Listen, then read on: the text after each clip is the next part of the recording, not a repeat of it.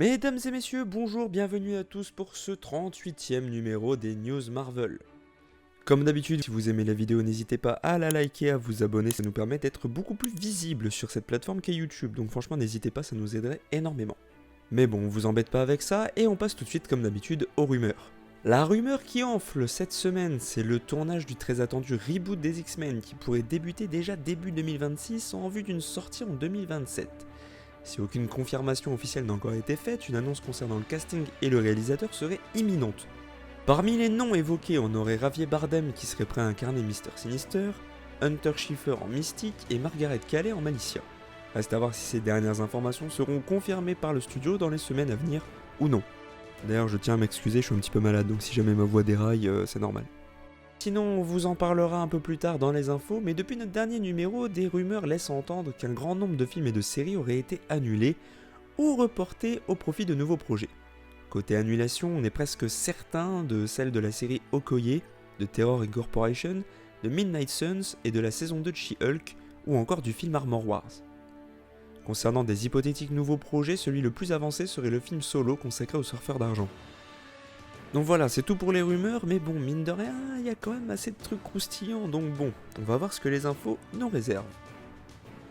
Drôle de méthode de communication de la part de Marvel Studios qui vient quasiment de confirmer un Black Panther 3 imminent. Après les révélations de Denzel Washington, Kevin Feige a presque révélé la production en annonçant un départ majeur chez Marvel Studios, celui de Nate Moore, l'un des producteurs exécutifs du MCU depuis 2010, qui quittera ses fonctions en mars 2026. Architecte du premier Black Panther en 2018, auréolé de 3 Oscars, il a également supervisé des films emblématiques tels que Captain America Winter Soldier et Civil War. Il va beaucoup nous manquer, mais nous sommes curieux de voir ce qu'il fera avant son départ, notamment sur Black Panther 3, a déclaré l'homme à la casquette. Le film pourrait donc sortir ou serait minimum finalisé avant la date de départ de Moore. Est-ce que c'est une gaffe? Est-ce que ça sert à faire monter la hype? Ça, on n'en sait trop rien pour l'instant. Concernant Avengers Doomsday et Avengers Secret Wars, et oui, c'est à ça qu'on s'intéresse en ce moment, c'est officiel, ils seront tournés back-to-back, comme on dit à Hollywood, soit un seul gros tournage d'un seul tenant, comme pour Infinity War et Endgame l'ont été à l'époque. C'est plus pratique et ça coûte moins cher, et puisque Marvel Studios a décidé de reprendre les mêmes réalisateurs, les mêmes scénaristes et une partie du même casting, autant reprendre la même méthode.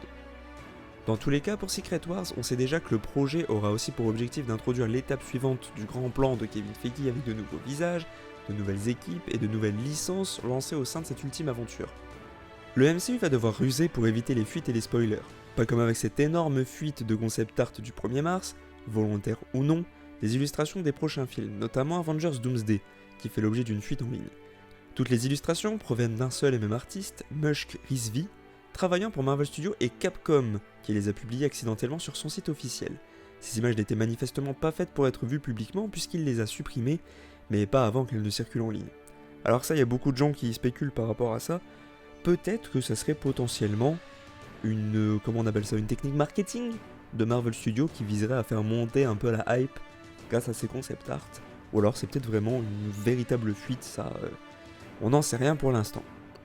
Quant aux annulations massives dont on vous parlait un peu plus tôt dans les rumeurs, Marvel Studios a tenu à clarifier la situation. Certains projets seront reportés mais pas abandonnés, à l'image de Nova et Strange Academy, qui seront relancés après Secret Wars. En contrepartie, de nouveaux projets voient le jour, comme un spécial pour Punisher prévu en 2026, coécrit par John Bertal himself et réalisé par Reynaldo Marcus Green. Ce téléfilm sortira en même temps que la saison 2 de Daredevil Born Again dont le tournage vient de commencer. La série Wonder Man a d'ailleurs été annoncée pour décembre 2025 et comportera 8 épisodes de 40 à 50 minutes. Brad Winderbaum l'a décrit comme une lettre d'amour au métier du cinéma sincère et magnifique. Quant à la série Vision, elle a trouvé ses réalisateurs dans la personne de Christophe J. Byrne et Vincenzo Natali. D'ailleurs, au moment où on vous parle, les premiers épisodes de Daredevil Born Again sont sortis. N'hésitez pas à nous faire un petit retour en commentaire pour savoir ce que vous en avez pensé. Perso, avec le Dr. Strange, on a surkiffé.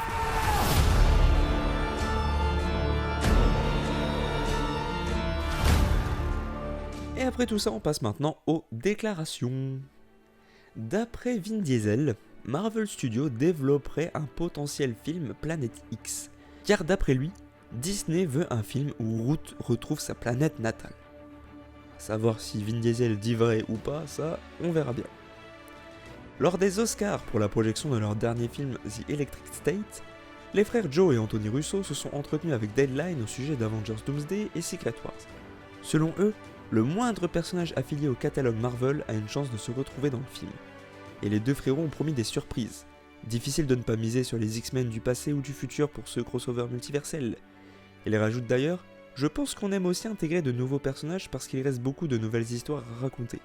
Avant de préciser, ces deux films risquent de beaucoup surprendre les gens. Et franchement, je crois que c'est tout ce qu'on demande. Voici quelques semaines maintenant que le film Captain America Brave New World est sorti, et même si on trouve que Harrison Ford y campe un général Ross incroyable, Nate Moore, décidément il se lâche avant de partir, a révélé que l'évolution du personnage Thunderbolt Ross était à l'origine développée depuis 2022 avec et pour le défunt William Hurt. William était vraiment impatient d'incarner le Hulk rouge, et comme toujours, paix à son âme bien sûr, on regrette ces acteurs qui nous ont quittés et qui nous ont fait rêver pendant des années au sein du MCU. Mais bon, pour finir sur un ton plus léger, Wyatt Russell affirme que le nouveau costume du S-Agent a été amélioré. Cette fois, ils ont fait en sorte que mon casque ne me fasse pas ressembler à une tête de tub. Bien dit Wyatt. On confirme, y a pas de souci pour ça, t'inquiète pas. Et voilà mesdames et messieurs, c'est tout pour ce 38e numéro des Marvel News. Merci d'être toujours aussi nombreux à nous suivre. Pas mal de projets vont arriver là bientôt sur la chaîne, j'espère que vous serez là pour les suivre. N'oubliez pas d'ailleurs d'aller voir le dernier numéro de Above the Spider-Verse que j'ai sorti sur la chaîne. Pour les fans de Spider-Man et de comics, c'est vraiment la série à suivre pour vous je pense. J'en suis très fier et donc d'ailleurs si vous voulez aller jeter un coup d'œil, lâchez un petit commentaire, un petit pouce bleu là-bas, ça me ferait extrêmement plaisir. On se retrouve très bientôt pour un nouveau numéro des Marvel News. Et en attendant, n'oubliez pas le mot de la fin parce que moi je ne l'oublierai pas. Bonne soirée!